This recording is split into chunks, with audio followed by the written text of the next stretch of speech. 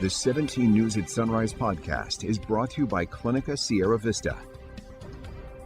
Welcome back to the 17 News at Sunrise podcast, where we share your news on your schedule. Working in the spirit of the Golden Empire, this is 17 News at Sunrise. And good morning here at 5 a.m. Good to have you with us. I'm Maddie Jansen alongside Alex Fisher. Now, as the drought tightens its grip on California, water watchdogs here in the Southern Valley are taking some proactive measures. 17's Maddie Gannon with details on new mandatory water use restrictions coming in just a couple of weeks. Today, the Bakersfield City Water Resource Department announced a move to stage 2 of its drought mitigation plans. Water restrictions will be mandated for city water system customers. So that's anybody that's on the City of Bakersfield domestic water system. Under this plan, which goes into effect December 14th, about 38% of city residents will face new restrictions. Most notably, you'll have to check the day of the week before turning on your sprinklers. That includes reducing water use for irrigation to 3 days a week. Odd number addresses have Tuesdays, Thursdays, and Saturdays to water lawns, while even number addresses have Wednesdays, Fridays, and Sundays. Hours are limited to 6 p.m. to 9 a.m., which Water Resources Manager Art Cianello says is for a very particular reason. Outside watering in the evening is more efficient because you'll have the sun will be down. You'll be watering in cooler temperatures, and so you'll have less evaporation, which allows more of the water that you do use to go onto your lawn, for example, and into the root zone before it evaporates under the hot sun. The move from Bakersfield City comes in close coordination with California Water Service, which represents the other 60% of Bakersfield residents. Cal Water applied to enter stage 2 of its contingency plan in October. That plan is very similar to Bakersfield City's. They will both go into effect at the same time.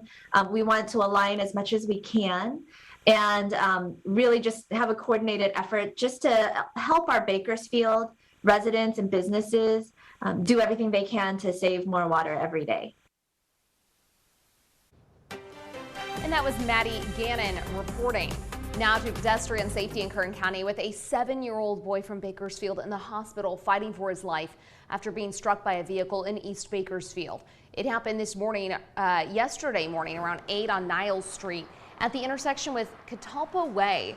The California Highway Patrol says the boy was crossing Niles Street with a 44-year-old woman when they were hit by a vehicle. The boy was taken to Kern Medical with major injuries. The woman was also hospitalized with minor injuries.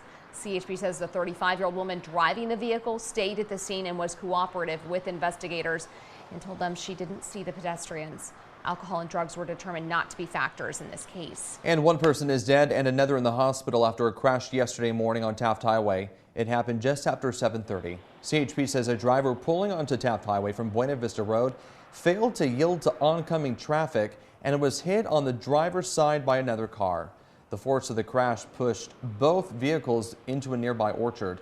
The merging driver died at the scene, while the driver who had been traveling along Taft Highway was taken to Kern Medical with major injuries. And less than 2 hours later, another deadly crash on Taft Highway. This one happened near Elk Hills Road. CHP says the 38-year-old Bakersfield man driving westbound died after his pickup truck crashed head-on with a dump truck headed eastbound. CHP says the man who died drifted into the eastbound lane. CHP says the man who died may have been distracted by a cell phone, but the investigation is still ongoing. This morning, President Biden is urging calm along with vaccines and masks as the U.S. braces for the Omicron variant to hit the country. And as scientists seek to determine whether the new strain will evade vaccine immunity or cause more serious symptoms, the president is promising stepped-up efforts to fight COVID this winter season. NBC's Alice Barr has more from Washington. As the concerning new Omicron COVID variant spreads in countries around the world, scientists are racing to answer critical questions about just how contagious and how dangerous it will be. One question appears answered. For now, the U.S. is not headed for another widespread lockdown. We have more tools today to fight the variant than we've ever had before. President Biden stressing new travel restrictions for 8 South African countries buy us time, pressing Americans to use this window to get vaccinated and boosted. This variant is a cause for concern, not a cause for panic. The CDC now strengthening its recommendation to say all adults should get a booster shot. And this morning, word that Pfizer will seek authorization to boost 16 to 17-year-olds. Get your booster. Get it tomorrow. Get your system revved up because Omicron is probably coming here. Scientists believe existing vaccines will provide at least a degree of protection against severe disease from Omicron. All 3 manufacturers in the U.S. are testing whether their formulas need to be adjusted, with results expected in about 2 weeks. We have to go as quickly as we can, but get really good, solid data to base those decisions on. With cases already rising from the powerful Delta variant, President Biden promising a detailed plan later this week on how the U.S. will fight off a winter surge. President Biden said the strategy for this winter focuses not on lockdowns, but on more widespread vaccinations, boosters, and testing. He's also urging a renewed focus on masking indoors and in public settings. In Washington, Alice Barr, NBC News. Here locally, we're slowly learning the effects the holiday will have on coronavirus cases here in Kern County. Yesterday, we learned another 1,008 people have been infected with COVID-19. That number accounts for every infection since last Wednesday. We also learned of 10 new deaths. That means at least 1,791 people have died from COVID-19 since the beginning of this pandemic. State data shows 148 people are in the hospital with more severe symptoms of the virus. 32 are in the ICU. However, people in Kern County are getting vaccinated and boosted. More than 47% of Kern County's population is fully vaccinated. And although our vaccination rate fails in comparison to the rest of the state and nation as a whole, the number of people becoming fully immunized is increasing at a rate not seen since mid-May. Meantime, more than 69,000 people in Kern County have received their booster shot ahead of the holidays and predicted fourth surge. New research shows being immunocompromised could greatly increase your risk of getting a breakthrough COVID-19 infection. Pfizer researchers analyzed the health records of nearly 1.2 million fully vaccinated people and found that COVID-19 breakthrough infections were more common and severe in people with weaker immune systems. Only 18% of people included in the study were immunocompromised, but they accounted for over 38% of infections, nearly 60% of all hospitalizations, and 100% of deaths. Breakthrough infections were 3 times more likely among immunocompromised individuals than those who were not immunocompromised. In your 17 Core Watch this morning, the city of Bakersfield has agreed to pay $250,000 to settle a lawsuit filed in a deadly police shooting.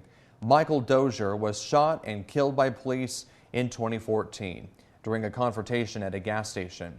The officer who shot him, Aaron Stringer, left the force a year later, following an incident in which he allegedly tickled the corpse of a man killed by another officer.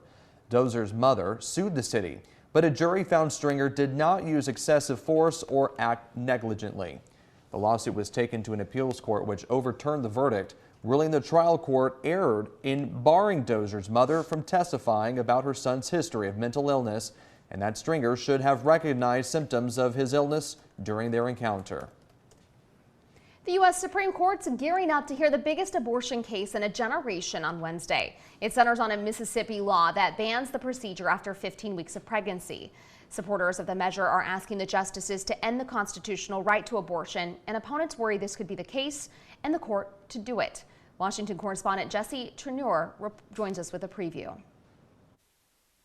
The government cannot force her to bear a child against her will. Attorneys representing Mississippi's lone abortion clinic say that's what's at stake when the nation's highest court takes up the state's 15-week abortion ban on Wednesday. A woman has the right to choose whether to carry her pregnancy to term. Rob McDuff with the Mississippi Center for Justice argues the U.S. Supreme Court has already decided and reaffirmed that states cannot ban abortions prior to a fetus's viability, which is around 24 weeks. You shouldn't be able to go back and overturn settled rights simply because the composition of the Supreme Court has changed. But that's exactly what anti-abortion advocates want and expect the court's new 6-3 conservative majority to overturn Roe v. Wade. We have an opportunity to save literally millions and millions of lives in the future if this case is to be ruled upon favorably. Mississippi Governor Tate Reeves shepherded the law in question through the state legislature,